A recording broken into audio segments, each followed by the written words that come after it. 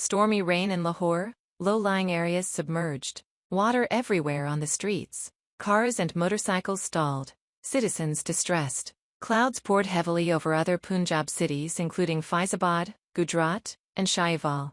In incidents of accidents, electrocution, and lightning strikes, 9 lives were lost. In Karachi, an unrestrained bandit took the life of another citizen. Firing took place near Gaddafi Chowk, Kala Maidan in Orangi Town during a robbery. The young man killed, Maqbool Zaban, had returned from Saudi Arabia after his father's death. Pakistan and Turkey aim to increase bilateral trade volume to $5 billion. They agreed to continue cooperation for regional stability. Turkish companies invited to increase investment in Pakistan. Turkish Foreign Minister and Defense Minister met Prime Minister Shehbaz Sharif. Field Marshal Asim Munir and federal ministers were also present. Information Minister Atar Ditarit met CPC Central Committee's Deputy Head of the Publicity Department, Kao Shoman. Views were exchanged on enhancing bilateral media cooperation between Pakistan and China.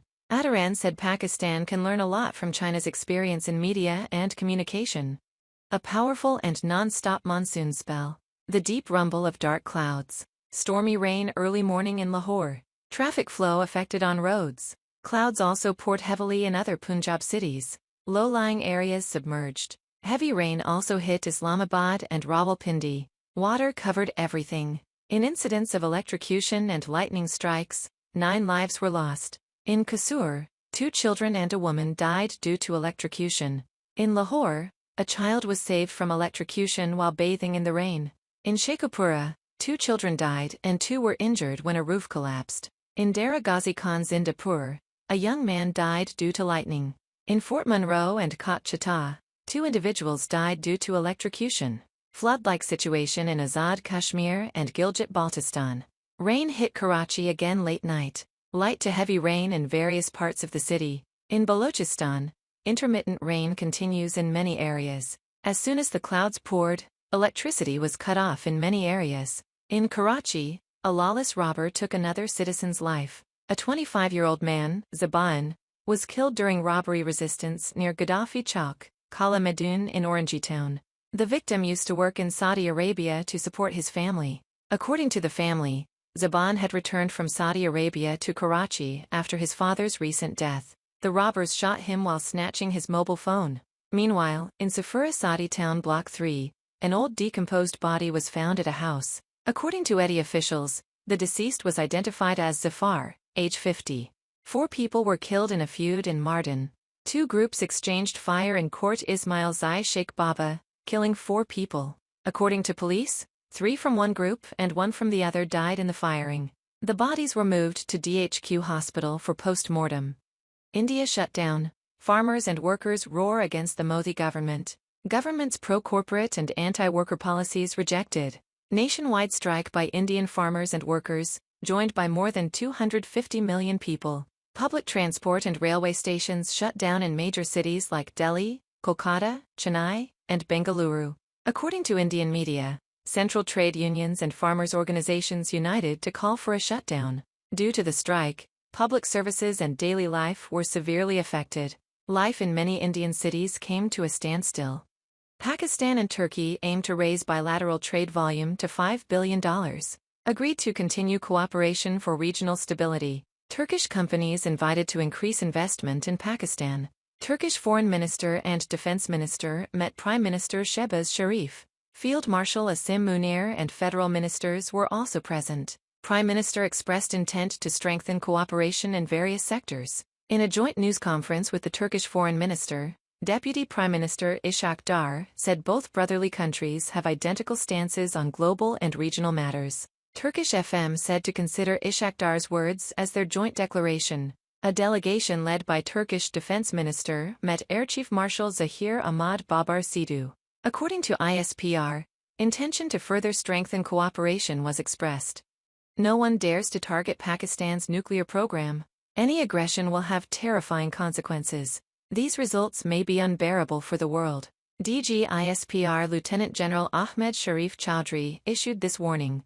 He said Pakistan's nuclear capability is non-negotiable. He identified Indian National Security Advisor Ajit Doval as mastermind of a global terrorism network. India's evil ambitions are a systematic conspiracy to destabilize Pakistan, especially Balochistan. Mischievous elements have no link with Islam or Pakistan.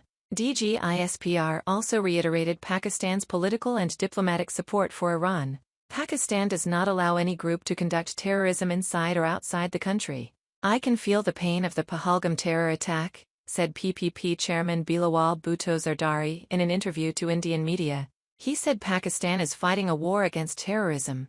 After the interview with Karen Topper, Bilawal wrote on social media that he knew Indian media would not give him a fair chance, but still presented his stance. In Karachi, it was revealed that actress Humaira's body had been lying dead for more than 6 months. Items found in the house had expiry dates of December 2024.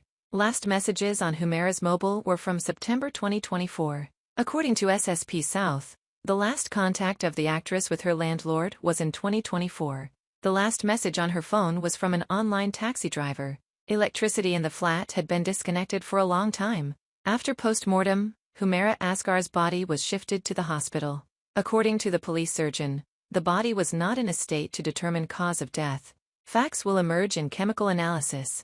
Police contacted the model's brother and father. Humaira's father refused to come to Karachi to receive the body, saying he had severed ties with her 2 years ago. According to police, a case will be filed after chemical examination report. Humaira Asghar had not paid rent for a year. Her body was discovered after eviction was carried out by court order.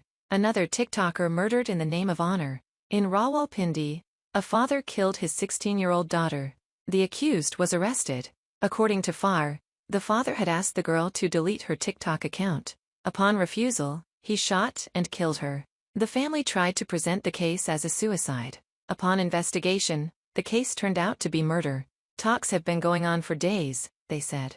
Many people have come here and promised that those who are displaced or whose relatives died will be compensated and provided support. But nothing has happened so far. They bring ration, but what will we do with it? Where will we keep it? We need a place to cook, we need a roof, and we don't have one.